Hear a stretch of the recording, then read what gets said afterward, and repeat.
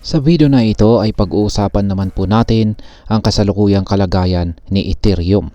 Sa kabila po ng patuloy na pag-angat ni Bitcoin, tila nahihirapan si Ethereum na lampasan ang kanyang resistance level sa presyong $1,900. Sa katunayan ay may posibilidad po itong bumaba pa hanggang sa presyong $1,500. Pero bakit ito nangyayari? Ano po ang mga senyales na dapat nating bantayan? At ano po ang epekto nito para sa atin bilang mga Pinoy crypto traders at investors na interesado rito kay Ethereum? Kaya ayan po ang siyang ating pag-uusapan sa video na ito. Pero bago po tayo magpatuloy ay pakibasa na lamang po ang disclaimer dito sa ibaba ng ating screen. Yan, bakit nga ba hirap itong si Ethereum sa presyo na $1,900? Sa nakalipas na araw ay tumaas po ng 4.56% ang presyo ni Ethereum. Ngunit agad din itong nakaranas ng resistance sa trendline na $1,900. Dahil dito, nagkaroon ng pullback na 2.33%. Dahilan upang bumaba ito sa presyong $1,860. Kung patuloy itong makakaranas ng bearish pressure, posible itong bumagsak sa pagitan po ng presyong $1,807 at saka $1,834. Ayan.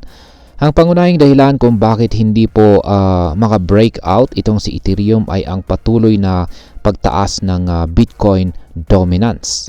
Ibig sabihin ay mas marami pong investors ang pumupunta kay Bitcoin kumpara kay Ethereum at iba pang mga altcoins. Sa kasalukuyan, ang Bitcoin dominance po ay nasa 62.5%. Habang ang combined dominance naman ni Bitcoin at ang mga stable coins ay nasa 70. Dahil dito ay mas kakaunti po ang kapital na pumapasok kay Ethereum, kaya mahina po talaga ang kanyang momentum para ito ay umangat. Ngayon ay may pag-asa pa bang umakyat o tumaas itong si Ethereum? Yan, sa kabila po ng bearish trend ay may ilang indicators na nagpapakita ng posibilidad na pag-angat ni Ethereum. Isa na po rito ay ang stochastic RSI indicator na nagpapakita ng positive crossover ng K at saka D lines nito. Sinyalis po ito ng isang potential recovery rally. Kaya yan, nakikita po natin dito ay ang chart ni Ethereum. Daily chart time frame po ito ng Ethereum US dollar na trading pair. Mula po ito sa datos ni Coinbase. At yung nandito po sa ibaba, ayan po yung stochastic RSI. Ayan. Kapag nagpatuloy po ang bullish sentiment sa market, maaring subukan po ni Ethereum na i-break ang psychological price level na $2,000. Ayon po sa pivot levels, kung magiging positibo ang market trend, maaari pong umabot si Ethereum sa presyong $2,839 kung sakaling magkaroon po ng breakout rally. Ngunit kung mas lalakas po ang selling pressure, maaari itong bumagsak sa presyong $1,533 na siyang unang support level. Ayan. Ngayon ay ano naman ang sinasabi ng mga eksperto tungkol dito kay Ethereum? Ayon po kay si Zhao Wedson, siya po ang founder ng Alfractal. Maaring magkaroon ng mas malakas na altcoin season sa hinaharap.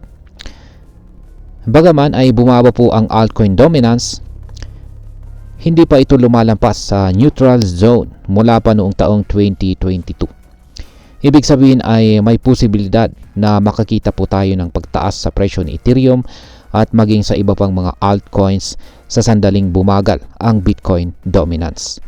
Ang teoryang ito ay nakabase po sa liquidity ng stable coins sa market.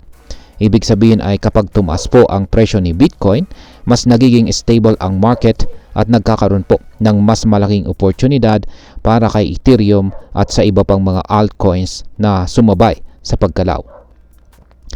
Ngayon ay ano naman po ang nangyayari sa Ethereum ETF. Ayan. Maliban po sa market sentiment, isa rin sa mga dahilan ng pagbaba ni Ethereum ay ang patuloy na net outflow sa Ethereum ETF. Noong April 1 ay umabot po sa $3.58 million ang total daily outflow. Yan, total daily outflow sa US Ethereum Spot ETF. Bagaman ay may net inflow na $1.72 million sa 21 shares, nagkaroon po ng malaking outflow ang Bitwise at Grayscale na may halos $2.60 million at $2.70 million na withdrawals. Gayunpaman, noong nakarang linggo ay nagtala po ng net inflow na $2.84 million ang Ethereum ETF matapos ang 5 linggong sunod-sunod na outflows. Sa kasalukuyan ay may total po na net assets na $6.54 billion ang Ethereum Spot ETF, nakatumbas ng 2.83% ng Ethereum market cap. At ayan, ano naman ang maaaring maging epekto nito para sa atin bilang mga Pinoy crypto traders at investors ni XRP. Para sa atin na may Ethereum holdings, maaaring maging challenging po ang kasalukuyang sitwasyon ng presyo nito. Kung patuloy na bababa ang presyo ni Ethereum, posibleng makakita po tayo ng mas magandang entry point para bumili sa mas murang halaga. Ngunit kung meron po tayong Ethereum holdings, maaaring mas maigi na i-monitor po natin ang market trends bago po tayo magdesisyon kung ibebenta natin ito o hihintayin natin ang potential recovery. Para naman po sa mga gustong pumasok sa Ethereum ETF, mahalagang bantayan po natin ang trend ng inflows at saka outflows. Kapag nagkaroon po ng mas maraming inflows, maaaring sinyalis ito na lumalakas muli ang kumpiyansa ng mga investors dito kay Ethereum. Yan, bilang panghuli ay ang masasabi ko naman dito kay Ethereum sa ngayon ay nasa critical support levels po. Yan, nasa critical support levels po siya. Kung hindi po niya malalampasan ang presyong $1,900 na resistance, malaki po ang posibilidad na maaring bumagsak ito sa presyong $1,500. Gayunpaman ay hindi dapat po tayo mawalan ng pag-asa dahil may ilang bullish indicators na maaring magdala ng recovery rally. Para po sa mga long-term investors, maaring gamitin po natin ang market correction na ito bilang opportunity para mag-accumulate ng Ethereum sa mas murang presyo. Pero para po sa mga short-term traders, mahalagang maglagay po tayo ng risk management strategies para maiwasan po natin ang malaking pagkalugi. At ayan, hanggang dito na lamang po tayo sa video na ito mga ka-crypto. Marami pong salamat sa panonood. Ingat po tayo lagi at God bless po sa ating lahat.